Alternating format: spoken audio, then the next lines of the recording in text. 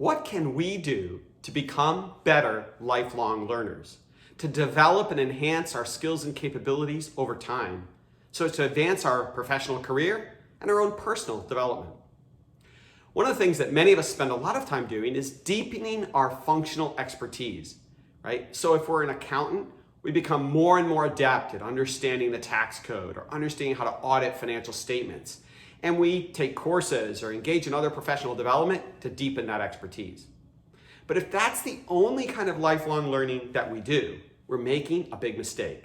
There really are three kinds of lifelong learning in which we have to invest. The first is deepening that technical or functional expertise that we have, right? Going deeper. But the second is learning in adjacent fields. Turns out adjacencies, related fields and disciplines are often the areas where great new ideas spring forth from. And so we have to make sure that we expand our knowledge in those areas. It's also important because often, in order to grow professionally, we have to be able to work cross-functionally. And so understanding the work that's being done in related disciplines can be so crucial. So if I'm in marketing, perhaps I'm going to learn more about what the engineers are doing in the early stages of the new product development process. Maybe I can be a better marketer if I understand new product development. And of course, maybe someday I'll be in a position where I'll have to manage both functions. So working laterally in adjacent fields is really important. It might, for example, also be someone who's in marketing, understanding and learning more about how people do television and film production. Why? Because those folks who build those plots and compelling stories, they're great storytellers. And what does a great marketer have to do?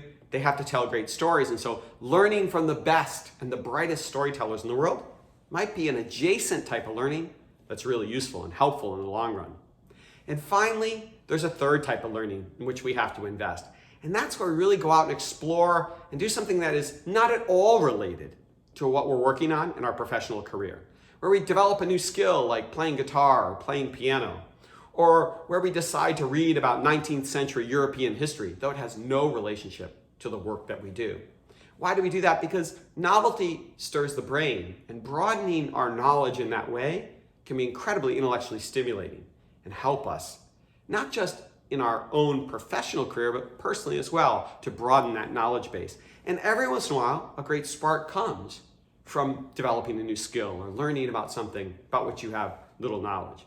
And this has to continue, throughout our career. Michelangelo is said to have been quoted once in his 80s saying, "Ancora imparo," meaning still I am learning, even though he was a great master and had been living for more than 8 decades. I have a neighbor, she's 79 years old, and my good friend Matt and I have been teaching her how to use the computer, email, and the internet over the last few years.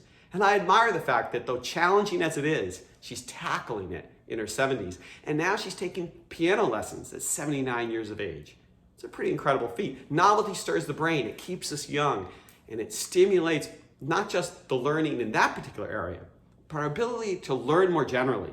And that can help us in our professional career because change is normal, right? We're constantly tackling new things, and we have to be able to learn quickly if we want to succeed in our professional career. Because what we know from the past may not apply in the future. And so just becoming better at learning can be a useful capability that can help us as we tackle more challenges and new leadership roles going forward.